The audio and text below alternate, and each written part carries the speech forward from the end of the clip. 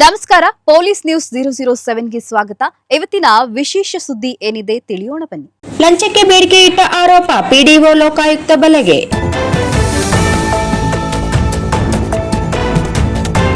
ನಿವೇಶನಗಳಿಗೆ ಖಾತೆ ಮಾಡಿಕೊಡಲು ಲಂಚಕ್ಕೆ ಬೇಡಿಕೆ ಇಟ್ಟಿದ್ದ ಆರೋಪದ ಮೇಲೆ ಪಿಡಿಒ ಒಬ್ಬರು ಲೋಕಾಯುಕ್ತರ ಬಲೆಗೆ ಬಿದ್ದ ಘಟನೆ ಬುಧವಾರ ನಡೆದಿದೆ. ರಾಯಚೂರು ತಾಲೂಕಿನ ಬಿಜಿಂಗೇರ ಗ್ರಾಮದ ಪಂಚಾಯಿತಿ ಅಭಿವೃದ್ಧಿ ಅಧಿಕಾರಿ ಪಿಡಿಒ ಲಕ್ಷ್ಮಿ ವಿರುದ್ಧ ಈ ಸಂಬಂಧ ಪ್ರಕರಣ ದಾಖಲಾಗಿದೆ.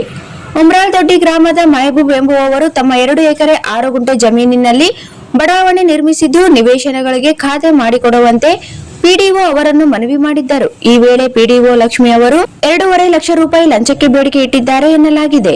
ಆರೋಪದ ಪ್ರಕಾರ ಲಂಚದ ಮೊತ್ತದಲ್ಲಿ 1.50 ಲಕ್ಷ ರೂಪಾಯಿಯನ್ನು ತಮ್ಮ ಪತಿಯ ಫೋನ್ ಪೇ ಖಾತೆಗೆ ವರ್ಗಾಯಿಸಿಕೊಳ್ಳುವಂತೆ ಸೂಚಿಸಿದ್ದು, ಉಳಿದ ಹಣವನ್ನು ಬಳಿಕ ನೀಡುವಂತೆ ತಿಳಿಸಿದ್ದರು. ಈ ಸಂಬಂಧ ದೂರುದಾರರಾದ ಮೆಹಬೂಬ್ ಅವರು ಹಣ ವರ್ಗಾವಣೆ ಮಾಡಿದ ಫೋನ್ ಪೇ ಸ್ಕ್ರೀನ್ ಶಾಟ್ ಸೇರಿದಂತೆ ದಾಖಲೆಗಳೊಂದಿಗೆ ಲೋಕಾಯುಕ್ತ ಪೊಲೀಸರಿಗೆ ದೂರು ಸಲ್ಲಿಸಿದ್ದರು. ದೂರಿನ ಆಧಾರದ ಮೇಲೆ ಕ್ರಮ ಕೈಗೊಂಡ ಲೋಕಾಯುಕ್ತ ಪೊಲೀಸರು ಪಿಡಿಒ ಲಕ್ಷ್ಮಿ ಹಾಗೂ ಅವರ ಪತಿಯನ್ನು ವಶಕ್ಕೆ ಪಡೆದು ತನಿಖೆ ಮುಂದುವರೆಸಿದ್ದಾರೆ.